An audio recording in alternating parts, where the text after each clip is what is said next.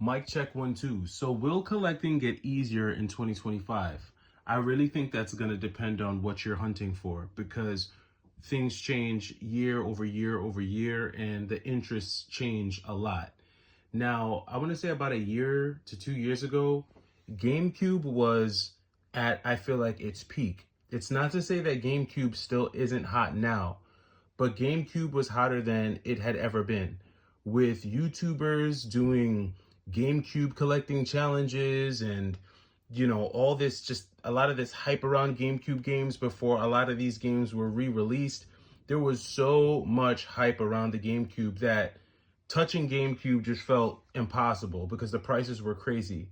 Now, a lot of the steam from that has cooled off. And I think in 2025, if GameCube is something that you're interested in, now might be a better time than ever to collect for the GameCube, because I see GameCube games sitting on shelves everywhere between both mom and pop shops and at places like GameStop. In fact, I was at a GameStop the other day where I saw 2 copies of Paper Mario Thousand Year Door just sitting on the shelf. Now, granted, GameStop does have these games priced at market value, but most places do. You're really not going to go anywhere and find Paper Mario Thousand Year Door for like $20 unless you find it at a yard sale or a flea market or something where someone's selling it that, like, it's like selling that game super cheap. And even then, it's really rare that you're going to run into this game for a really cheap price, especially if it's complete in box and in good condition. So I think if you're okay with paying 30% below market value to 35% below market value, you'll have a good time finding a lot of GameCube games.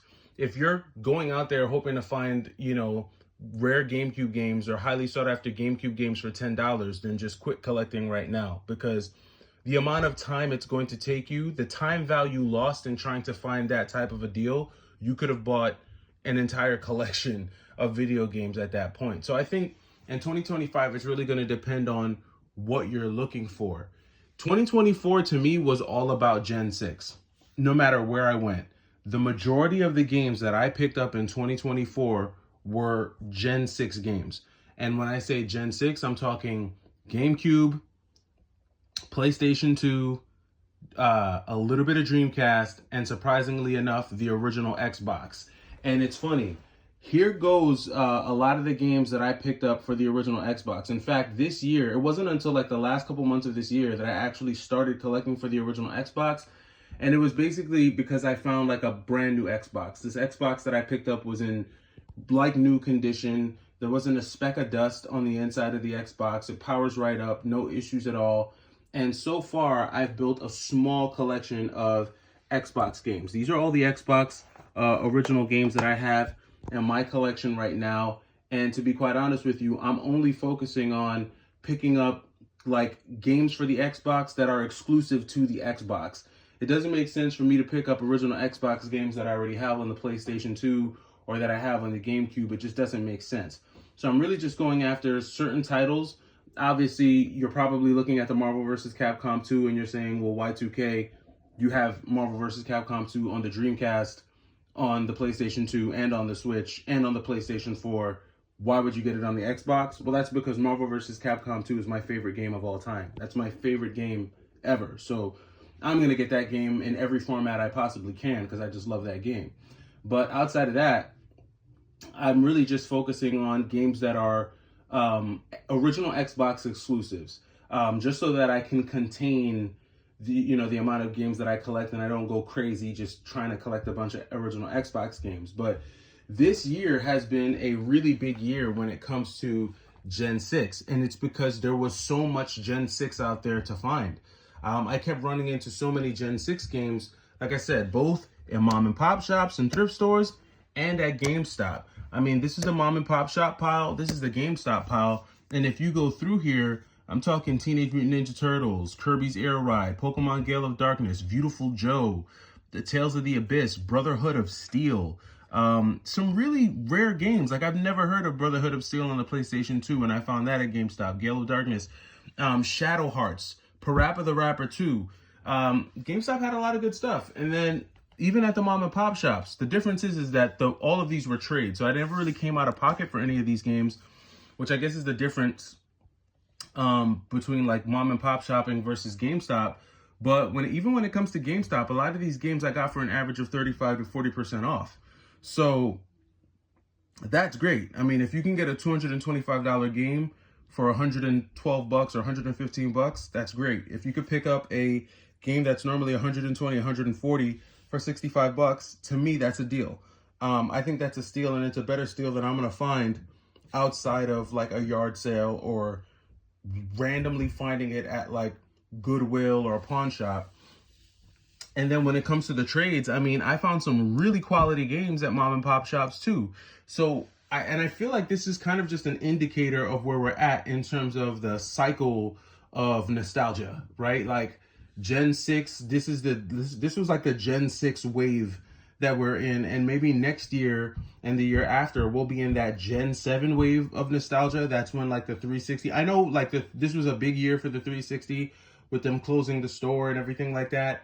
But I don't really know if like the 360 and PS3 nostalgia wave has really hit like that yet.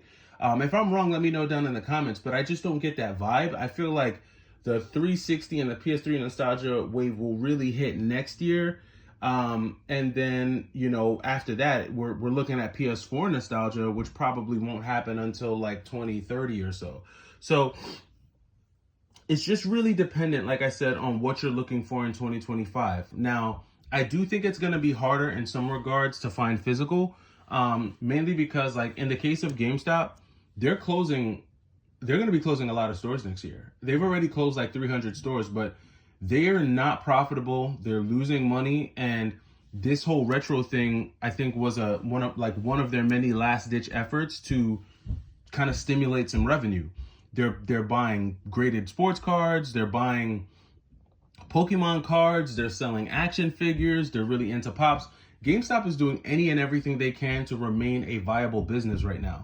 And this whole deal with their, retro initiative is really just one of the things that they're trying to do to kind of stay alive and stay afloat. When it comes to mom and pop shops, you're going to see a lot of mom and pop shops close probably in 2025 just because people don't have the funds. They don't have the money to buy these expensive games. And I don't know if the casual market is strong enough. Like, I don't know if mom and pop game shops will sell enough $10 and $15 games to stay afloat. You know what I mean? Especially because a lot of the cheaper games like the Grand Theft Autos and the Sly Coopers and the Jak and Daxters, a lot of those games are getting remakes and compilations on modern consoles. So if you got a PlayStation 5 and you don't have a PlayStation 2, are you going to go buy a PlayStation 2 and a memory card and PlayStation 2 controllers just so you can buy an original copy of Jak 2 or Jak and Daxter? Or are you just going to buy the compilation for the PlayStation 4, a console that you already have, and just play that because it's easier? So, 2025 is going to be a very interesting year for collectors. I do think that there is going to be a heightened sense of urgency for physical collectors because the whole digital push is getting stronger. Not to say that physical is going to be gone by the end of next year, but it's definitely getting stronger. And I think the urgency is going to be there. I mean, even this month, I've been at different GameStops picking up different cartridge-based games, some DS and 3DS games, and the competition is still fierce. A lot of times when I go to these GameStops, they tell me, hey, you know what? Someone was just here and they picked up all of our GameCube games. Or someone was just here and they picked up all of our, our DS games or our Game Boy Advance games. And that could be a lot of just reseller action, right? Resellers buying these games up from GameStop so that they can throw them on Amazon and get the crazy markup. But if there's people spending that kind of money on Amazon for retro games, I'm wondering who these people are and where they are and why aren't they aware that they can just buy them in many different places. I don't know. It's really a conundrum. The whole reseller thing on Amazon really blows me away because I don't know who's buying that stuff. Like, who's buying retro games on Amazon.com? It's crazy. It's really crazy to me. But I don't know. I think that 2025 it's not going to be the end of the world. I think people are still going to find crazy deals at yard sales. They're still going to find crazy deals at pawn shops. They're still going to find crazy deals at, Goodwills and GameStops. It's really just going to be about who's out there, who's the most consistent, and who really is hunting the hardest for these games. And I think that's really what it's going to be. As far as prices go, I think prices are going to continue to go up on certain games. I think prices on some games will remain constant. I don't know if we'll ever see Pokemon Red go for less than $40 ever. I just don't see a game like this ever dropping. This is like bread and butter. This is like a staple in the game. Certain games are just never going to go down, but you could see some games drop. You could see some games go down in value. So it's going to be a very funny year. You know, you would have thought that with the Switch release of Paper Mario Thousand Year Door, that Paper Mario on the GameCube would have become a $35 game. But Paper Mario Thousand Year Door is still holding strong at 50 to 55 bucks. In some cases, 60 to 65 bucks. So, you know, re-releases and stuff like that and ports to the Switch don't necessarily mean anything to folks who still look for this type of original hardware. So it's very interesting. It'll be a very interesting time in 2025. Let me know your thoughts and comments down below. Let me know what you think what hunting will be like next year. Will it be easier, harder? I'm interested to know, and I'll catch you in the next video. It's the Y2K Collector. Take it easy.